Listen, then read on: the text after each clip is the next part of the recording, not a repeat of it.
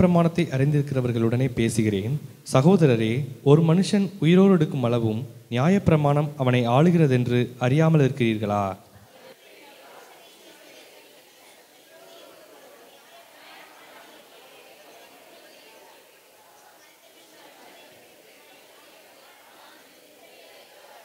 ஆகையால் புருஷன் உயிரோடு இருக்கையில் அவள் வேறொரு புருஷனை விவாகம் பண்ணினால் விபசாரி எனப்படுவாள். புருஷன் மரித்த பின்பு அவள் அந்த பிரமாணத்தினின்று விடுதலையானபடியால் வேறொரு புருஷனை விவாகம் பண்ணினாலும் விபசாரி அல்ல.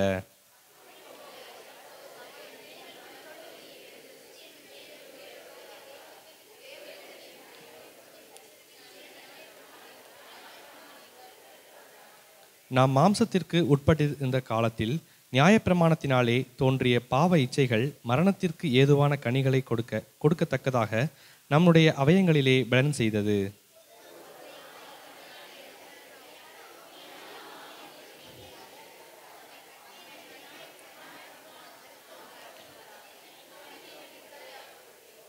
ஆகையால் என்ன சொல்லுவோம்? நியாயப்பிரமாணம் பாவமோ? அல்லவே. பாவம் இன்னதென்று நியாயப்பிரமாணத்தினால் நான் அறிந்தினேன் என்றி மற்றபடி அறியவில்லை. இச்சையாதிருப்பாயாக என்று நியாயப்பிரமாணம் சொல்லாதிருந்தால் இச்சை பாவம் என்று நான் அறியாமல் இருப்பேனே.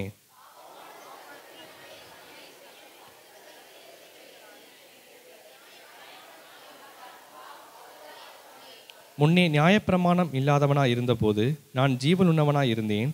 கற்பனை வந்தபோது பாவம் உயிர் கொண்டது, நான் மரித்தவனானேன்.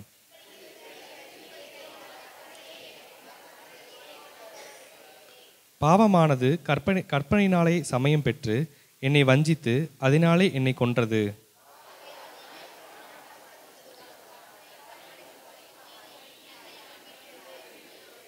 இப்படி இருக்க நன்மையானது எனக்கு மரணமாயிற்றோ? அப்படியல்ல, பாவமே எனக்கு மரணமாயிற்று.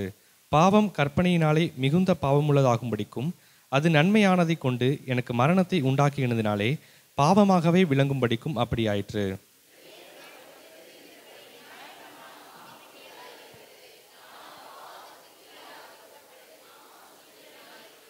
எப்படியெனில், நான் செய்கிறது எனக்கே சம்மதி இல்லை.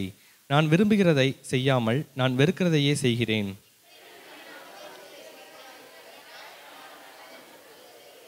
ஆதலால் நான் அல்ல, எனக்குள் வாசமாயிருக்கிற பாவமே அப்படி செய்கிறது.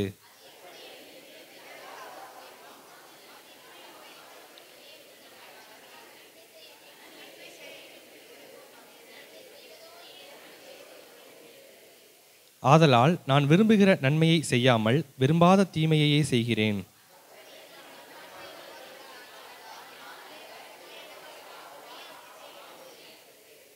ஆனபடியால் நன்மை செய்ய விரும்புகிற என்னிடத்தில் தீமை உண்டென்கிற ஒரு பிரமாணத்தை காண்கிறேன்.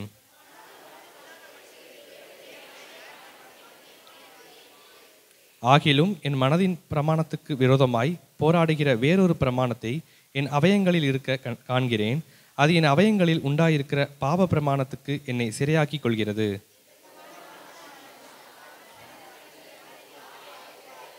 எல்லோரும் சேர்ந்து வாசிப்போம். நம்முடைய கர்த்தராகிய இயேசு கிறிஸ்துவின் மூலமாய் தேவனை ஸ்தோத்தரிக்கிறேன். ஆதலால் நானே என் மனதினாலே தேவனாலே மாம்சத்தினாலே பாவ பிரமாணத்துக்கும் ஊழியம் செய்கிறேன். ஆமேன்.